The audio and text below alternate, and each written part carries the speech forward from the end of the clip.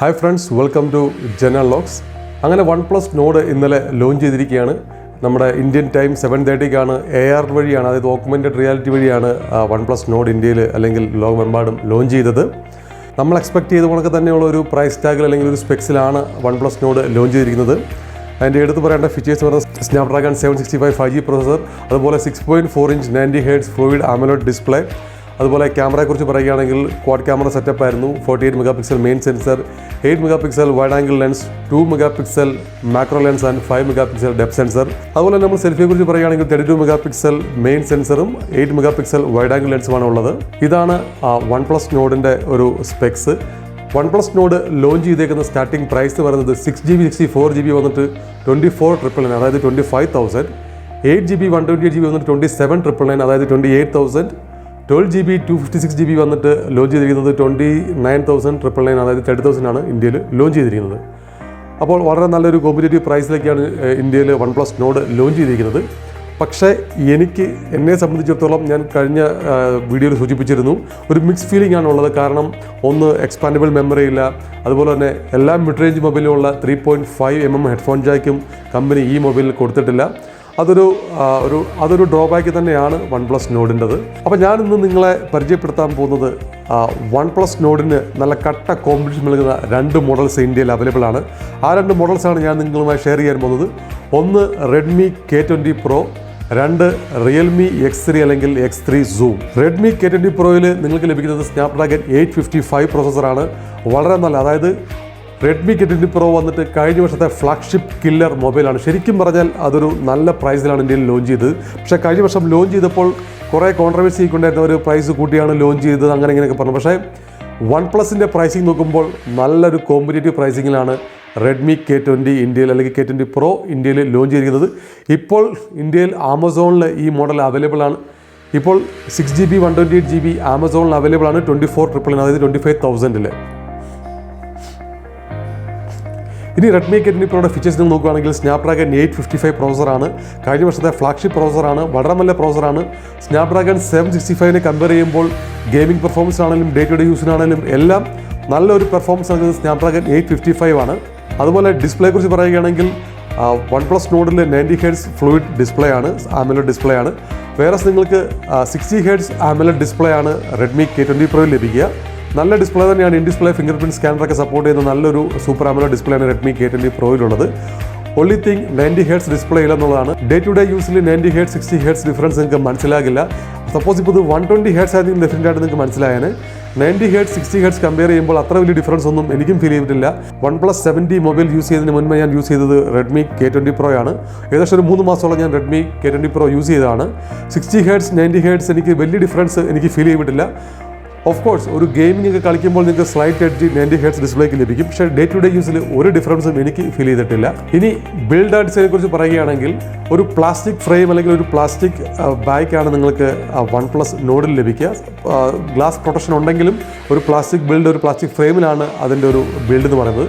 വേറെ premium design അല്ലെങ്കിൽ ഒരു ബിൽഡ് ആണ് നിങ്ങൾക്ക് Redmi K20 Proയിൽ ലഭിക്കുക. Aluminium frame with front and back കോർണിംഗുല ഗ്ലാസ് പ്രൊട്ടക്ഷൻ ആണ് നിങ്ങൾക്ക് Redmi K20 Proയിൽ ലഭിക്കുക.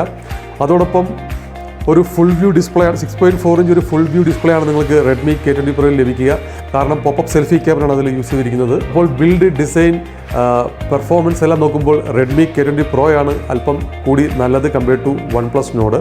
3.5mm ഹെഡ്ഫോൺ ജാക്ക് നിങ്ങൾക്ക് OnePlus Nordൽ ലഭിക്കില്ല. വേറെ നിങ്ങൾക്ക് ഹൈഡാക്ക് സപ്പോർട്ട് ചെയ്യുന്ന 3.5mm headphone Jack Redmi K20 Proയിൽ ലഭിക്കും. ഇനി നമുക്ക് 2 മൊബൈലിലുള്ള ക്യാമറ സ്പെക്സ് നോക്കാം.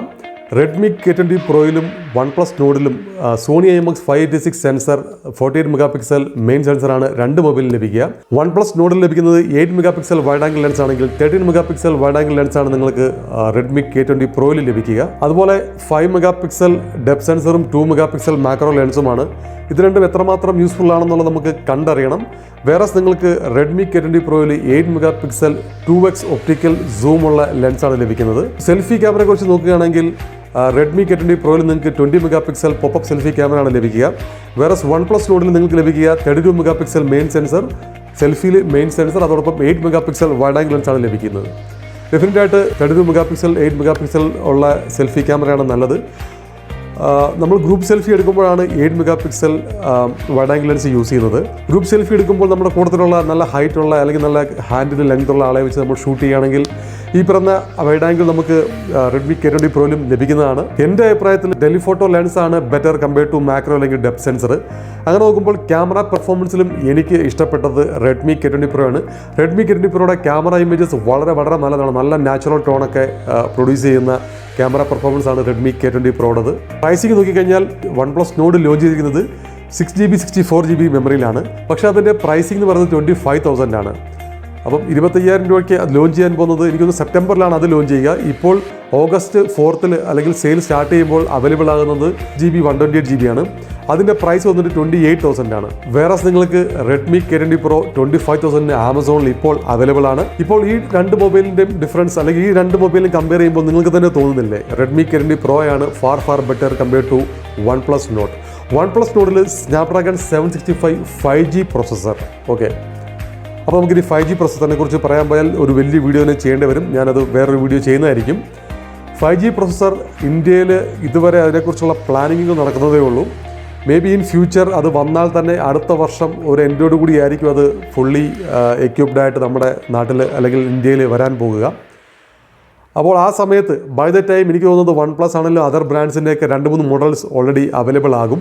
അപ്പോൾ ആ സമയത്ത് നമുക്ക് നോക്കിയാൽ പോരെ 5G ഒക്കെ. ഇപ്പോൾ 5G മൊബൈൽ കണ്ട് നിങ്ങളാരും OnePlus Nord മേടിക്കരുത്. OnePlus Nord അല്ല, ഏത് മോഡലാണെങ്കിലും 5G സപ്പോർട്ട് കൊണ്ട് നിങ്ങൾ മേടിക്കരുത്. 5G മേ ബി അടുത്ത വർഷം എൻഡോടുകൂടിയൊക്കെ ആയിരിക്കും ഇന്ത്യയിൽ വരാൻ ചാൻസ് ഉള്ളത്. ഇനി ഞാൻ നിങ്ങളോട് പറയാൻ പോകുന്നത് Realme X3 അല്ലെങ്കിൽ X3 Zoom ആണ്. Realme X3 ലോഞ്ച് ചെയ്തിരിക്കുന്നത് 8GB 128GB വന്നിട്ട് 24,999 ആണ്. Realme X3യുടെ പ്രോസസ്സർ എന്ന് പറയുന്നത് സ്നാപ്ഡ്രാഗൺ 855+ പ്രോസസ്സറാണ്. വളരെ നല്ലൊരു പ്രോസസ്സറാണ് കമ്പയർ ടു സ്നാപ്ഡ്രാഗൺ 765G. നിങ്ങൾ ഈ രണ്ട് ചിപ്സെറ്റിൻ്റെ പെർഫോമൻസ് നോക്കുകയാണെങ്കിൽ CPU പെർഫോമൻസിൽ single and multi core processor ടെസ്റ്റിൽ സ്നാപ്ഡ്രാഗൺ 855+ൻ്റെ സ്കോർ എന്ന് പറയുന്നത് 79-നും സ്നാപ്ഡ്രാഗൺ 765Gയുടെ സ്കോർ എന്ന് പറയുന്നത് 53 ആണ്. ഇവൻ ഗെയിമിംഗ് പെർഫോമൻസിലാണെങ്കിലും 92 പോയിൻറ്റ്സ് ആണ് സ്നാപ്ഡ്രാഗൺ 855+നുള്ളത്. സ്നാപ്ഡ്രാഗൺ 765Gക്കുള്ളത് 46 പോയിൻറ്റ്സ് ആണ്. ബാറ്ററി ലൈഫിൽ അല്പം എഡ്ജ് കൂടുതൽ സ്നാപ്ഡ്രാഗൺ 765Gക്കാണ് 98 പോയിൻറ്റ്സ്. തൊട്ട് പറയാതെ സ്നാപ്ഡ്രാഗൺ 855+ കൊണ്ട് 97 പോയിൻറ്റ്സ്. ഇനി ബെഞ്ച് മാർക്ക്, അതായത് ജീക്ക് ബെഞ്ച് സ്കോറൊക്കെ നോക്കുകയാണെങ്കിൽ സിംഗിൾ കോർ അല്ലെങ്കിൽ മൾട്ടി കോർ നോക്കുകയാണെങ്കിൽ 855+ന് 774 പോയിൻറ്റ്സും 765Gക്ക് 544 പോയിൻറ്റ്സുമാണ്. ഇവൻ മൾട്ടി കോറിലാണെങ്കിൽ 2750 പോയിൻറ്റ്സ് ആണ് 855+നുള്ളത്.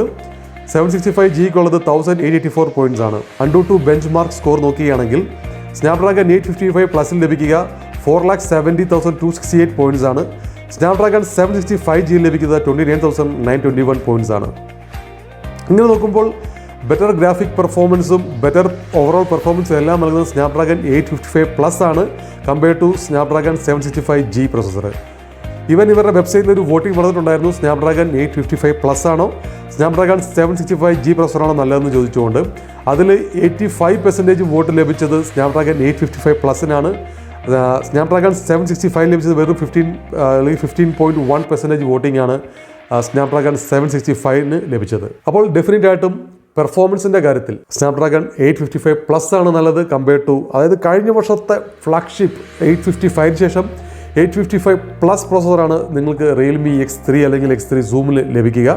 നിങ്ങൾ ഗെയിമിംഗ് ഉദ്ദേശിച്ചാണ് അല്ലെങ്കിൽ നല്ല ഹൈ എൻഡ് ഗെയിമിംഗ് ഒക്കെ കളിക്കാം എന്നുള്ള ഒരു നല്ല ഗെയിമിംഗ് പെർഫോമൻസ് ലഭിക്കുമെന്നുള്ള പ്രതീക്ഷയിലാണ് നിങ്ങൾ OnePlus Nord മേടിക്കുന്നതെങ്കിൽ നിങ്ങൾക്ക് തെറ്റി. ഡെഫിനറ്റ് ആയിട്ടും സ്നാപ്ഡ്രാഗൺ 855+ ആണ് കൂടുതൽ ഗെയിമിംഗ് പെർഫോമൻസിനും ഓവറോൾ പെർഫോമൻസിനൊക്കെ നല്ലത്. ഇനി നമുക്ക് നോക്കേണ്ടത് ഡിസ്പ്ലേ ആണ്. ഡെഫിനറ്റ് ആയിട്ടും OnePlus Nordൽ 90 Hz ഫ്ലൂയിഡ് AMOLED ഡിസ്പ്ലേ ആണ് ലഭിക്കുന്നത്. വളരെ നല്ല ഡിസ്പ്ലേ ആണ്, ഒരു ഡൗട്ടും ഇല്ല. വേറെ നിങ്ങൾക്ക് Realme X3ൽ ലഭിക്കുന്നത് IPS LCD ഡിസ്പ്ലേ ആണ്.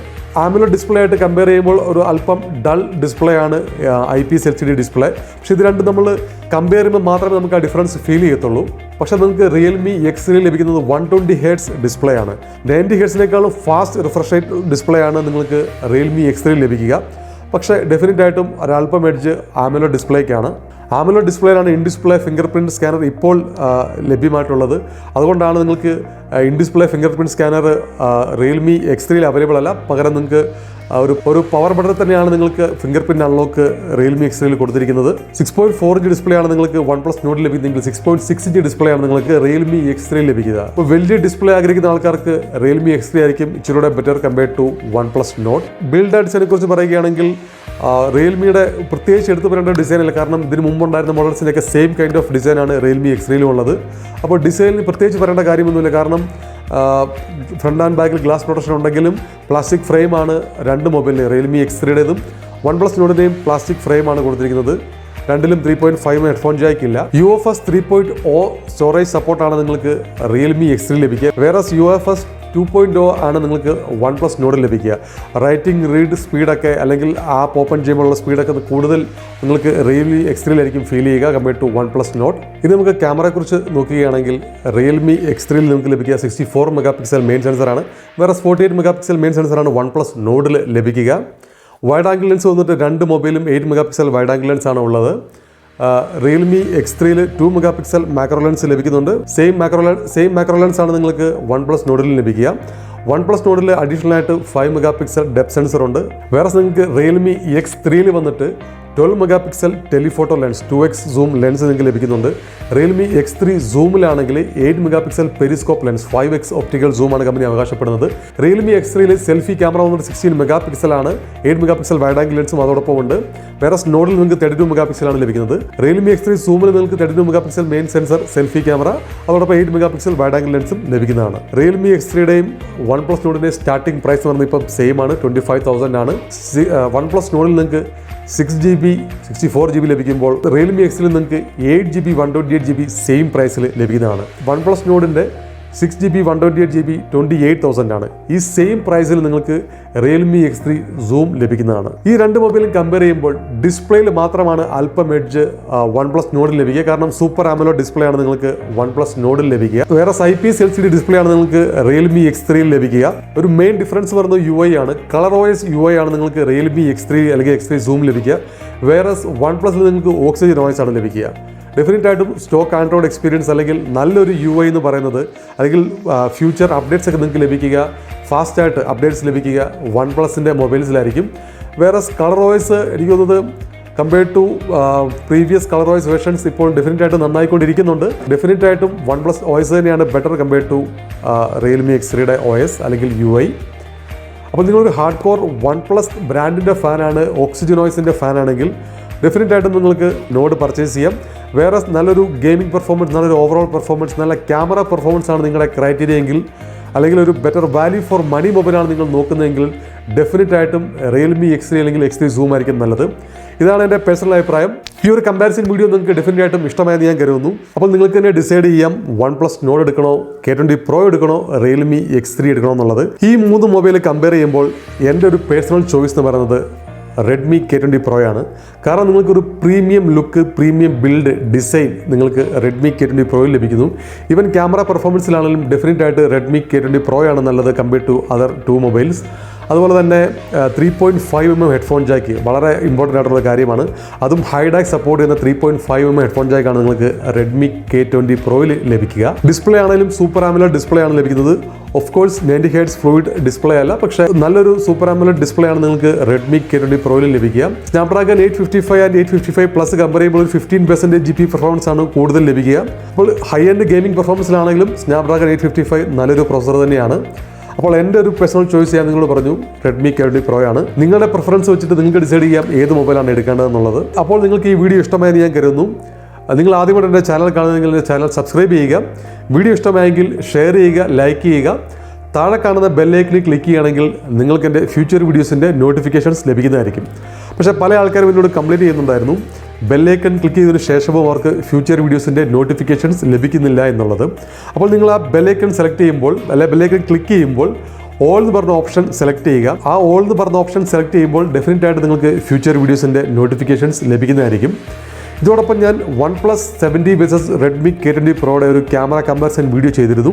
അതിൻ്റെ ലിങ്ക് ഞാൻ താഴെ ഡിസ്ക്രിപ്ഷനിൽ കൊടുക്കാം. ജെൻ അൺലോക്സ് അല്ലെങ്കിൽ എൻ്റെ ചാനലിൻ്റെ ഇൻസ്റ്റാഗ്രാം അക്കൗണ്ടിൻ്റെ ലിങ്ക് കൂടെ ഞാൻ താഴെ ഡിസ്ക്രിപ്ഷനിൽ കൊടുക്കാം. നിങ്ങൾ ഡെഫിനറ്റായിട്ട് എൻ്റെ ഇൻസ്റ്റാഗ്രാം അക്കൗണ്ടും ഫോളോ ചെയ്യുക. അപ്പോൾ ഇനിയൊരു വീഡിയോയുമായി വരുന്നവരെ ഇറ്റ്സ് ബൈ ഫ്രം ജെൻ.